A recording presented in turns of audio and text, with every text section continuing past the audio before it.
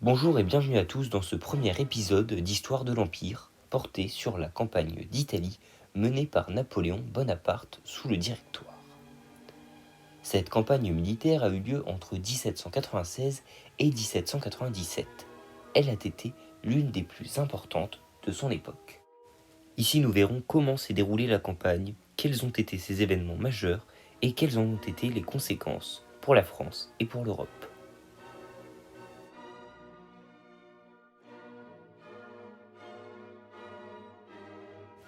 Napoléon Bonaparte a été nommé commandant en chef de l'armée d'Italie en mars 1796. Son objectif était de vaincre les forces autrichiennes qui avaient envahi le nord de l'Italie et de consolider le contrôle de la France sur la région. La campagne a été menée en plusieurs phases avec plusieurs batailles clés.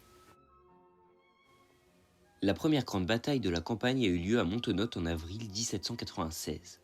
Les forces françaises, sous le commandement de Napoléon Bonaparte, ont vaincu les Autrichiens. Cet événement a été suivi par une autre victoire importante à Lodi en mai, où les forces françaises ont franchi le pont sur le fleuve Adda sous le feu ennemi, établissant ainsi leur contrôle sur Milan. En juin, les Français ont pris le contrôle de Mantoue, une ville importante en Lombardie. Cela a permis à Napoléon de se concentrer sur les forces autrichiennes restantes. Ils ont remporté une autre victoire décisive à Castiglione en août, ce qui a permis aux forces françaises de prendre le contrôle de la région du lac de la Garde.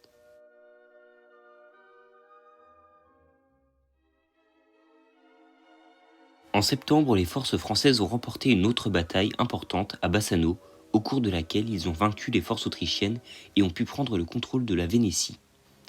La campagne s'est finalement terminée en octobre 1796 avec la victoire française à la bataille du Pont d'Arcole, où Bonaparte lui-même a mené les troupes au combat, le drapeau à la main, à travers le pont. Les forces autrichiennes ont été contraintes de se retirer d'Italie, permettant à la France de consolider son contrôle sur la région.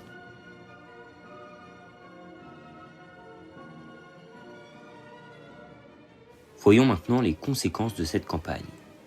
Les conséquences économiques de la campagne d'Italie ont été significatives. La France a pris le contrôle de certaines régions les plus riches d'Italie, ce qui lui a permis de bénéficier évidemment de leurs ressources et de leurs richesses. Cela a également renforcé l'économie française en général.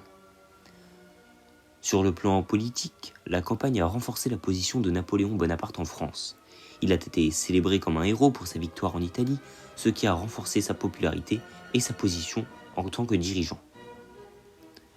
Sur le plan diplomatique, la campagne a conduit à la signature du traité de Campo Formio en 1797.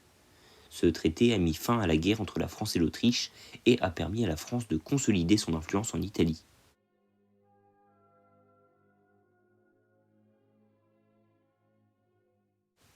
En conclusion, la première campagne d'Italie menée par Napoléon Bonaparte sous le Directoire a été l'une des plus importantes de son époque. Elle a permis à la France de prendre le contrôle de certaines régions, les plus riches d'Italie, ce qui a renforcé son économie et sa position en Europe. La campagne a également renforcé la position de Napoléon en France en le propulsant vers le pouvoir absolu en tant qu'empereur. En fin de compte, la campagne d'Italie a été un moment crucial dans l'histoire de la France et a joué un rôle clé dans la montée de Napoléon Bonaparte au pouvoir et en tant que l'un des plus grands leaders militaires de l'histoire européenne. Je vous remercie d'avoir regardé cette première vidéo d'Histoire de l'Empire. La seconde portera bien évidemment sur la campagne d'Égypte en 1798, avec notamment la victoire de Napoléon Bonaparte à la bataille des Pyramides.